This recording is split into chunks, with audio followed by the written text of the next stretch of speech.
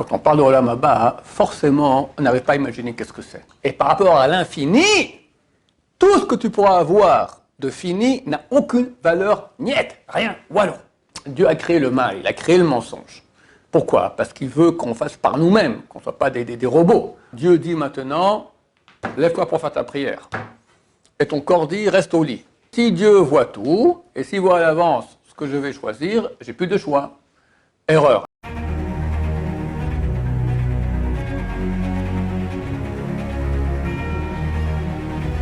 Ce show dédié pour l'élévation de l'âme de Daniel Mecha Bat Eme Zaïza, qui a quitté ce monde, Rosh Chodesh Nissan de cette année, Zechron Levracha de mémoire bénie. Alors la question de Binyamin. Oui, alors moi je me demandais pourquoi Dieu il donne des récompenses dans ce monde-ci aux grands Rishaïm, sachant que ça va les encourager dans leur mauvaise voie, et même ça donnerait un mauvais exemple aussi pour même pas les Rishaïm, pour les autres qui verraient ça, ils diraient à quoi ça sert de faire les choses bien si on est récompensé à faire. Ok, alors j'expliquais un peu ta question.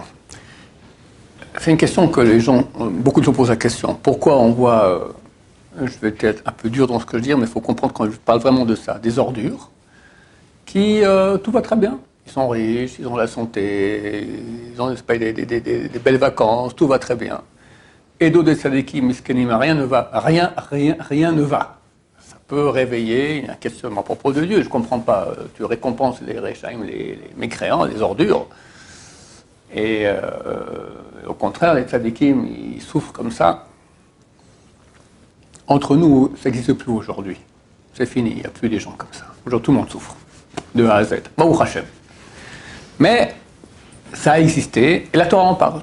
La Torah en parle très clairement. Ce n'est pas les sages d'Israël, la Torah elle-même, Moshe Rabbeinu, à la fin de Parashat Vaït-Hanan, la deuxième paracha de Sefer Dvarim, là-bas, l'avant-dernier verset, il dit que Dieu ne tarde pas à payer le mécréant sur sa tête.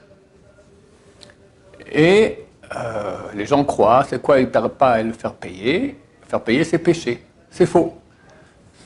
Le sens là-bas, c'est Dieu ne tarde pas à payer les mitzvot qu'a fait le rachat.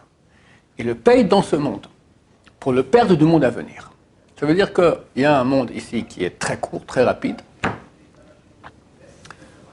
Les gens qui sont âgés vous diront que la vie, ça passe très vite. Voilà, moi j'ai eu mon anniversaire dernièrement, je suis super étonné d'avoir déjà l'âge que j'ai. D'accord, je me sentais encore jeune, c'est fini. Il faut commencer à penser, voilà, un beau jour terminé. Il y avait une histoire terrible. Terrible, hier j'ai vu ça. Je vais au mikvé le Shabbat matin. Et j'ai rencontré il y a quelque temps là-bas un francophone, d'accord, il a 85 ans, et on discute toujours un peu de la Géoula comme ça, c'est très sympa. Bon. Shabbat d'avant, alors je dis que je pense que c'était la dernière semaine de Nissan, j'espère que la Géoula arrivera, je vous sorte Shabbat prochain, après la Géoula. Le Shabbat prochain, le matin là-bas au mikvé, bon, je ne vois pas, ça arrive, pas toujours au même moment exactement. Et j'ai vu hier qu'il est décédé. La même semaine, il est décédé. Tout à coup, il devait dire, ses parents sont morts à la Shoah, etc. Il devait dire la prière à Yom HaShoah, et il n'a pas pu parce qu'il est décédé durant cette semaine. Et moi, je le souhaitais la semaine prochaine, après la Géoula. On ne sait pas quand quelqu'un, en une seconde, tac, il peut partir. C'est Abraham Kanevski, à Purim, il y a un an et quelques mois, d'accord? En plein Purim, tac, il tombe par terre, terminé. La vie, elle est courte, il faut savoir qu'il y a une fin, mais après, il y a un monde qui est infini. Infini. Et ça, les gens n'arrivent pas à comprendre. Maintenant, Dieu va, pour les vraies ordures, quelqu'un a fait une mitzvah, il a un mérite. Dieu doit lui donner le mérite de sa mitzvah. Mais Dieu ne veut pas, ce type-là, c'est vraiment une ordure, d'accord. Mais Dieu est juste. Alors il lui paye, au lieu de payer le mérite dans Olam Haba, qui est un mérite qui est infini, il aura un mérite ici. Il aura les richesses, il aura le kavod, il aura les femmes, il aura les voitures, il aura les vacances, tout ce que tu veux, d'accord. Mais après, quand il arrive à Olam Haba, lui, mon cher ami, tu as déjà tout reçu. Tu as tout reçu ici, niet, terminé. Mais, trop tard, Balthazar. Vous dire comment Hachem il fait une chose pareille, de changer le mérite du mitzvah qui est infini à infini. D'habitude, c'est parce que le type lui-même, il ne veut pas l'infini. Moi, j'ai une tante, d'accord, super anti-religieuse. Et ben, elle a dit, je veux pas Olam Haba. Elle a dit clairement, elle vient de famille orthodoxe à la base, d'accord. Je veux pas Olam Haba, moi je veux Olam Hazé. Alors, elle n'a même pas droit, la pauvre, elle n'a même pas Olam Hazé, d'accord, elle a un peu, d'accord, même pas beaucoup. Quelqu'un qui veut pas Olam Haba et qui mérite pas Olam Haba, il a quand même fait des mitzvot, donc Dieu le paye ici. Non, ma question c'était par rapport aux autres. Attends, j'ai compris la question, je fais une introduction. Et j'en profite pour dire une chose aussi super importante que j'ai sûrement dit souvent ici. Quand on parle de Olam Haba, forcément, on n'arrive pas à imaginer qu'est-ce que c'est. D'abord parce qu'on n'a pas la moindre idée, mais même au niveau du temps, c'est infini. Un jour, je faisais un cours de Moussa comme ça à table Shabbat à ma famille, et ma fille, qui à l'époque elle avait 15 ans, elle me dit, mais papa, mais c'est faux ce que tu dis, parce que moi je disais comme ça, parce qu'on a appris à l'école, d'accord, que combien ça vaut 1 milliard, 2 milliards, 2 milliards par rapport à l'infini? Zéro, on a appris à l'école, n'est-ce pas? Elle m'a dit, mais c'est faux. Tu peux dire que l'infini il est extrêmement grand, et ce monde-ci il est extrêmement petit, mais c'est pas zéro, on voit bien qu'il y a un monde ici, d'accord? Je prends un bonbon, c'est doux, ça existe. Quelqu'un, il a $1 million, il a fait une affaire, 1 milliard, d'accord, il a de l'argent, il y a quelque chose, c'est pas rien.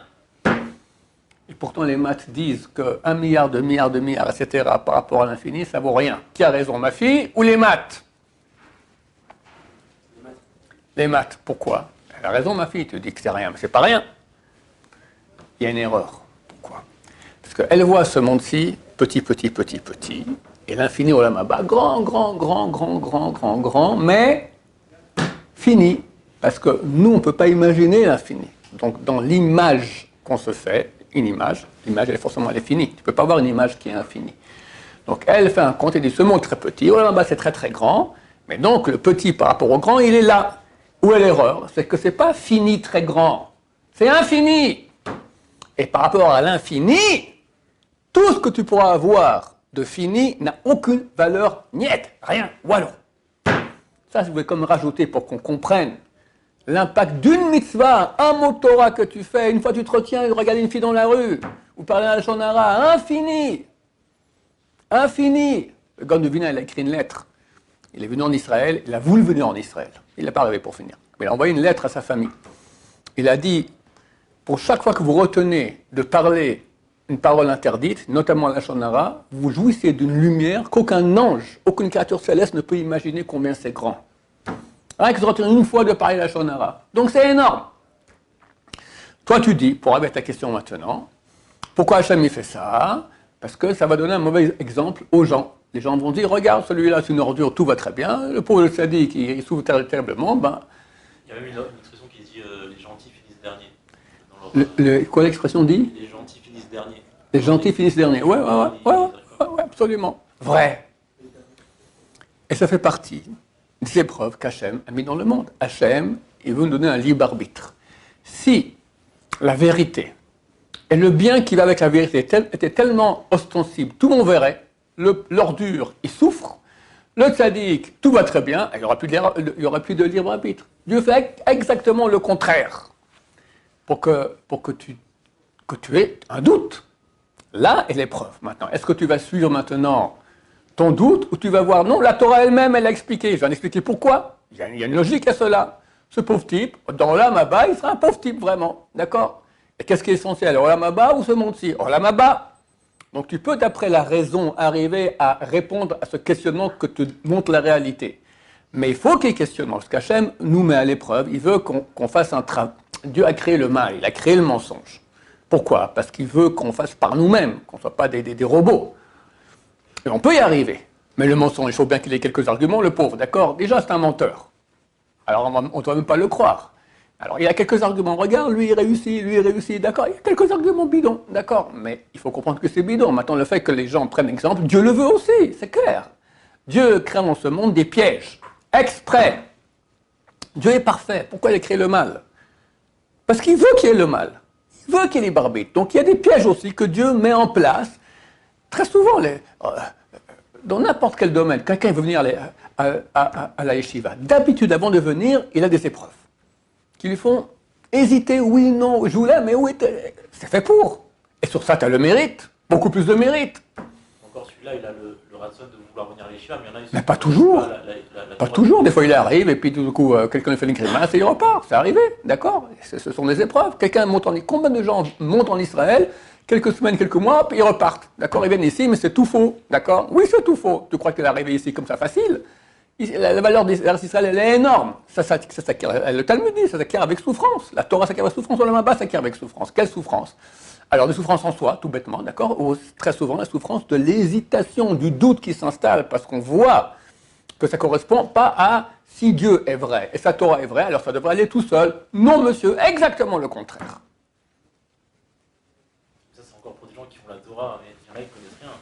Qu'est-ce qu'on peut faire? Qu'est-ce qu'on peut faire? Qu'est-ce qu'on peut faire? C'est vrai. Alors Dieu va juger chacun.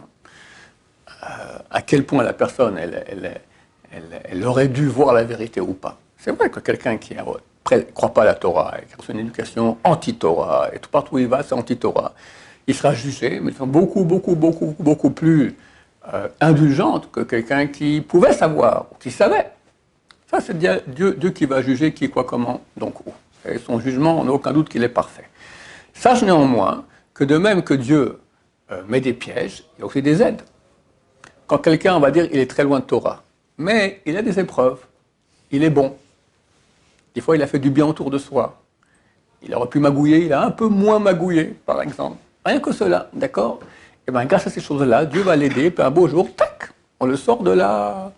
Dieu lui fait rencontrer ou un chiour, ou un truc, ou une pensée. Il y a beaucoup de cas de mort clinique. Des gens qui étaient à l'ouest complètement, ils ont une mort clinique et ils ont vu la vérité. Ils reviennent ici. D'habitude, c'est pas dès qu'ils se réveillent, hop, ils ont vu, ils commencent à pratiquer. Des fois, des années plus tard. Mais Dieu a déjà ensemencé en eux déjà, regarde, il y a un sens, il y a une vérité. Pourquoi Dieu leur a fait ça et pas à un autre? Ils ont un mérite. Il n'y a rien sans mérite. Donc Hachem met des pièges, mais il met aussi les moyens d'éviter les pièges. Et en deux mots, la personne, elle a un libre arbitre. En fonction de son libre arbitre, Dieu va l'aider ou l'enfoncer. L'enfoncer aussi. Quelqu'un qui est vraiment très très mauvais, comme Pharaon, d'accord, Dieu l'a enfoncé. Les 5 premières plaies, il avait le choix de libérer ou pas le peuple d'Israël. Après, plus aucun choix. Comment ça se fait? C'était la punition. Pour les 5 premières fois où tu avais le choix, maintenant tu n'as plus le choix. Donc Dieu, des fois, il enfonce, des fois, le contraire, il t'empêche. Combien de Juifs ont pu voir dans leur vie comment ils ont frôlé des péchés, et Dieu les a sauvés de façon miraculeuse. C'est arrivé, d'accord? C'est clair. Très très souvent. Ou des fois le contraire. Mais quelqu'un qui a réussi à l'Yeshiva, il a dû voir dans sa vie à quel point Hachem l'a aidé, l'a protégé, etc. Il aurait pu tomber dans le panneau des dizaines de fois. Alors grâce à quoi? Pour tes beaux yeux. Il y a des mérites. Il y a des fois les mérites des ancêtres aussi. C'est le Stipler, il dit. Et des fois les deux. Les mérites des ancêtres, les mérites de ton Gilgoul à toi aussi, de ta réincarnation passée, et les mérites de ta propre vie ici. Très souvent, quelqu'un même, il n'a pas eu des choix dans lesquels il a fait un effort et il a bien choisi, mais il a souffert. La souffrance en soi, c'est un très très grand mérite. Quelqu'un qui a une enfance malheureuse, etc., très souvent Hachem, il faut savoir que ces souffrances-là, c'est des souffrances, personne ne veut les souffrances. Les souffrances, il n'y a pas de mérite plus grand que ça. Et ça donne un mérite à la personne. Et très souvent, grâce à ça, il se rapproche de Dieu après. Comment ça se fait, Rav, que Dieu il peut enlever le libre arbitre à un homme? J'avais vu que c'était un peu sacré quand tu veux je sais pas, ça, on peut dire qu'il donne beaucoup de mérite, ou qu'il enfonce. Mais comment il peut vraiment enlever totalement le libre arbitre, quoi? Alors ta question, comment ça se fait que Dieu, des fois, il enlève le libre arbitre à quelqu'un? Comment bien, comment mal? La question c'est en mal, mais aussi en bien. Tout ça dépend des mérites. Il y a un libre arbitre, d'accord? Donc tu as des choix. Maintenant, il y a aussi des récompenses et aussi, entre guillemets, des punitions, on va dire, des éloignements de Dieu, qui sont dus à tes choix positifs ou négatifs. Donc quelqu'un maintenant, il a fait des choix positifs. Beaucoup. Vient un moment où Dieu décide, ok, maintenant on va lui faire un cadeau. Et là, il n'a plus le choix de refuser ou pas. Le cadeau vient, boum, d'accord? Des fois aussi, c'est le contraire. Quelqu'un il a fait des choix négatifs. Au bout d'un moment, Dieu dit, ok, maintenant va venir la punition. Je t'empêche de choisir et je t'enfonce. C'est ça ta punition. Tout à fait légitime. Et est-ce qu'on a vraiment le libre arbitre? Dans le sens où on a le libre arbitre, mais les situations qui sont face à nous, est-ce qu'il n'y a pas plusieurs choix, et Dieu ne connaît pas tous les choix qu'on peut faire? Attends, tu as posé beaucoup de questions à la fois. Tu dis, est-ce qu'on a un libre arbitre? Ça, c'est une question. Ensuite, tu as Dieu posé. connaît notre avenir. Alors, comment si Dieu sait à l'avance où est notre libre arbitre? C'est ça la question. Alors, c'est clair qu'il y a un libre arbitre. Pas sur tout. Regarde, ce sont des cours plus longs, je vais répondre en très court. Il y a un libre arbitre sur nos choix qui ne proviennent pas de notre nature. Je vais m'expliquer. On a deux parties en nous. Une partie qui est l'âme, une partie qui est le corps. Maintenant, quand tu as un choix qui concerne que le corps, par exemple, tu prends maintenant un catalogue de vacances et tu décides je vais à la montagne ou je vais à la mer. Ben, toi, tu peux faire la montagne. Puis un autre préfère la mer. Bon. Maintenant, s'il n'y a pas d'autres arguments tels que ce sera un truc cachère, avec qui, la cache-route, etc., on parle que de cela, d'accord? Alors, il n'y a pas de choix. Tu n'as pas fait un choix. Dieu a mis en toi que tu préfères la montagne à la mer. Tu n'as pas décidé, c'est ta nature. Idem le contraire. Faire la mer, où tu vas au bistrot, tu peux faire un jus d'orange qu'un jus de pomme, d'accord? S'il n'y a pas de question de cache-route là-dedans, il n'y a pas de choix. Là, tu n'as aucun choix. C'est ta nature qu'on t'a donnée, d'accord?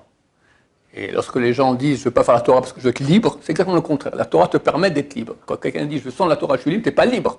Tu es esclave de ta nature qui te pousse avec les pulsions à faire ça et ça et ça et ça. Mais toi, tu n'es pas là, c'est ton corps. Tu laisses ton corps aller. Ton corps est tellement fort, il te pousse à dormir, il te pousse à regarder tes filles, il te pousse à manger, etc., à magouiller. Tout ça, mais toi, tu es complètement absent, tu n'es pas libre, tu es mort. D'accord? Dans un corps qui s'amuse bien. Comme un cheval et un cavalier. Le cavalier, c'est le cheval, c'est le corps. Des fois, le cavalier, il est complètement endormi, le cheval, il s'amuse et il dit « je ». Les deux disent « je ». D'accord? Il y a un microphone qui sort des deux, une baffe, d'accord, un haut-parleur, et dit « je ». Mais qui dit « je » Pour l'immense majorité de l'humanité, c'est le cheval, c'est tout. Et quand on dit « mon cher ami, tu es un cavalier aussi », ah ouais, alors, tu m'embêtes, d'accord, c'est très embêtant. Le cheval, il n'y a rien de plus embêtant pour lui qu'un cavalier, d'accord? Non, reste endormi, c'est des histoires. C'est moi, c'est moi. Maintenant, lorsqu'il y a des choix, la seule fois où il y a vraiment des choix, c'est quand on a un appel de la Neshama. Dieu dit maintenant, lève-toi pour faire ta prière. Et ton corps dit, reste au lit. Par exemple. Là, tu as un choix. D'accord? Là, tu as des choix. Attends, tu poses et uniquement là-dedans. Tout le reste, c'est la nature. Tu te poses une autre question. Si Dieu voit tout, et s'il voit à l'avance ce que je vais choisir, j'ai plus de choix. Erreur. Alors, on en parle très souvent ici. L'exemple de la diseuse d'aventure. D'accord? Tu vas voir, à l'époque, quand on était jeune, il y avait Madame Soleil. D'accord? Elle va te dire ce qui va se faire dans le futur. Elle t'écrit une lettre. Voilà. Elle écrit, en sortant de chez moi, tu vas aller à droite. Attends, toi, tu ne vois pas ce qu'elle a écrit. Elle met dans une enveloppe fermée, tac, tu sors. Tu dis, bon, qu'est-ce que je fais? Je vais à gauche, je vais à droite. Gauche, droite, allez, je vais à droite. Tu ouvres l'enveloppe, elle avait raison. Qui a décidé? Elle ou toi? Toi? Mais elle savait. Alors? Comme si elle savait ton avenir. Voilà. Le fait qu'elle sache ton avenir, ça ne remet pas en question ton libre arbitre. Elle voit ce que toi, tu vas choisir dans le futur. Mais c'est toi qui choisis. Dieu, il est comme Madame Soleil, beaucoup mieux. D'accord? Il voit à l'avance ce que tu vas choisir toi. Mais ça ne remet pas du tout en question ton libre arbitre. C'est déjà une question, elle est comme ça. Si Dieu voit à l'avance que Dupont, Moshe Dupont, d'accord? Il est juif, le pauvre, d'accord? Il va naître dans la famille Dupont. Son père n'est pas juif, sa mère est juive, mais il est juif, d'accord? Mais il est complètement assimilé. Et toute sa vie, il va se planter. Il va se planter. Il va faire que des erreurs, que des péchés, etc. Le pauvre type, il n'existait pas. Maintenant, il va faire des péchés pendant une vie entière. Après, il va, oh là, Maba, tu parles, 1 million d'années en enfer. Pourquoi tu le crées, le pauvre? À quoi ça servait de le créer? Il va se payer 1 million d'années en enfer pour souffrir comme ça. Chaval, dommage. Pourquoi Dieu le crée s'il voit le futur, il voit à l'avance qu'il fera les mauvais choix? On revient à ce qu'on dit au début du cours. Tu as le fini et tu as l'infini. Le mal que fera ce monsieur Dupont, le mal le plus grand que quelqu'un peut faire, Hitler, d'accord? Un mal énorme. Il est pour combien de milliers d'années en enfer? Beaucoup, beaucoup, beaucoup, beaucoup, beaucoup, beaucoup, beaucoup. Mais, en tout cas, en ce qui concerne les Juifs, Hitler, je ne sais pas, en ce qui concerne les Juifs, ils ont aussi une âme juive qui est l'intérieur de la divinité. Maintenant, tout le mal qu'on peut faire, il ne peut jamais être infini. Infini, il n'y a que Dieu. Tout ce qui est hors de Dieu est forcément fini. Donc tout le mal que quelqu'un peut faire, toutes les forces du mal aussi, que Dieu a créées, les forces titanesques, elles sont finies, elles ne sont pas infinies. Donc quelqu'un maintenant va faire du mal. Autant qu'il fasse du mal, il est fini. Et ces années en enfer, c'est fini. Maintenant, pour une mitzvah que quelqu'un fait, mitzvah, c'est le nom de Dieu. Le mot mitzvah, un alphabet kabbalistique qui dit, voilà, tu prends les deux dernières lettres de je vous montre maintenant. Mem, tzadik, vav, hei, mot mitzvah. Les deux dernières lettres, vav, hei, sont les deux dernières lettres du nom de Dieu. Les deux premières, mem et tzadik, sont en atbash. Atbash, c'est un alphabet mystique où la première lettre correspond à la dernière de l'alphabet. Aleph correspond à taf. Bet correspond à shin, etc., etc. Maintenant, les lettres Yud et puis les lettres Mem et Tzadik, qui sont les deux premières lettres du mot mitzvah, sont à Atbash les lettres Yud et puis He, les deux premières lettres du nom de Dieu. Donc le mot mitzvah, en fait, ce sont les quatre lettres du nom de Dieu, Yud, Ke, Vav, Ke. Quand tu fais une mitzvah, tu crées une réalité de Yud, Ke, Vav, Ke. Yud, Ke, Vav, Ke, c'est le nom de Dieu, qui est la contraction de trois mots en hébreu. Haya, Hove, Veye, qui était et sera infini. Donc tu fais une mitzvah. Ce Moshe Dupont, une fois, il a fait une mitzvah. C'était un instant le Chabad, il a mis les tefilines. Enfin, il a donné 1 euro en tzedaka. Bon, c'est pas beaucoup pour une vie. Mais il a droit à l'infini. Donc Dieu va le créer. C'est vrai qu'il va se payer 1 million d'années en enfer, mais après, grâce quand même à la mitzvah qu'il a fait, il a droit à l'infini. Alors mieux vaut rien, ou des millions d'années en enfer plus l'infini. Réponse, l'infini. Parce que ce qui est fini, ça vaut combien par rapport à l'infini? 0. Comment on peut dire qu'une mitzvah, elle est infinie? Ça veut dire qu'on n'aurait pas besoin d'en faire beaucoup. Tu dis qu'une mitzvah suffirait? Oui. Il y a une Mishnah, la dernière Mishnah traité Makot, elle dit, tout le monde la connaît.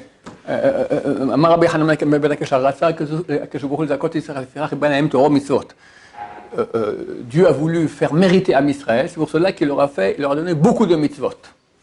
Le Rambam explique pourquoi. Il dit parce que pour avoir droit au Olam Haba, il faut faire une mitzvah, le cœur pur. Les Shem Shamaim, pas pour mon Olam Haba, pas pour réussir mon permis de conduire, pas pour éviter les maladies ou l'enfer, je fais par amour de Dieu. Il dit c'est pas facile, mais Dieu va nous mettre beaucoup de mitzvot, des milliers, au moins une qu'on aura fait comme ça. Et ça te donne droit au Olam Haba. Donc tu as droit, avec une mitzvah, tu as droit au Olam Haba. Alors tu me diras, eh ben moi ça va maintenant, la semaine passée je fais une mitzvah, je suis convaincu que c'était les Shem Sham comme il faut bien, maintenant je vais m'éclater. Le Rabbi a dit que le fini ça vaut 0, donc l'enfer c'est rien, c'est 0, ça va, quelques millions d'années, mais par rapport à l'infini. Et hop, on s'éclate et on va en enfer, puis après on a droit au Olam Haba. Réponse mon cher ami, d'abord l'enfer c'est pas agréable du tout. Secondo, tu as droit à l'infini, mais quel infini? Tu as un infini millimétrique, il sera infini, mais tout petit. Est un géant extraordinaire, de qualité fantastique. D'accord? Tu as un infini, on va dire, tu écoutes maintenant le shiur de Dieu extraordinaire en audio avec une mauvaise écoute. Ou tu l'as en 4 dimensions. D'accord? Avec le siège qui bouge. Je ne sais pas comment dire ça, en Olam-Haba. Il y a des niveaux de vision d'Hachem extraordinaires. Que c'est le bonheur le plus grand que puisse avoir. On s'unit avec Hachem. D'accord? On ne peut pas imaginer, on ne peut pas en parler, mais c'est certes. Et il y a des niveaux différents, c'est absolument clair. Qualité et quantité. Parce que je ne sais pas si on peut dire même en quantité de temps, tout le monde, tu rentres là-bas, c'est infini, dans le temps. Mais qu'est-ce qu'il y a là-bas d'infini dans le temps? Tu comprends? Tu manges des carottes ou tu manges voilà, par exemple. D'accord? Voilà. C'est l'exemple que je donne. Mais c'est clair que plus il y aura de mitzvot, plus le Olam Haba il sera de qualité. Et ça vaut la peine qu'il soit de qualité, parce qu'un infini moyen, c'est très triste.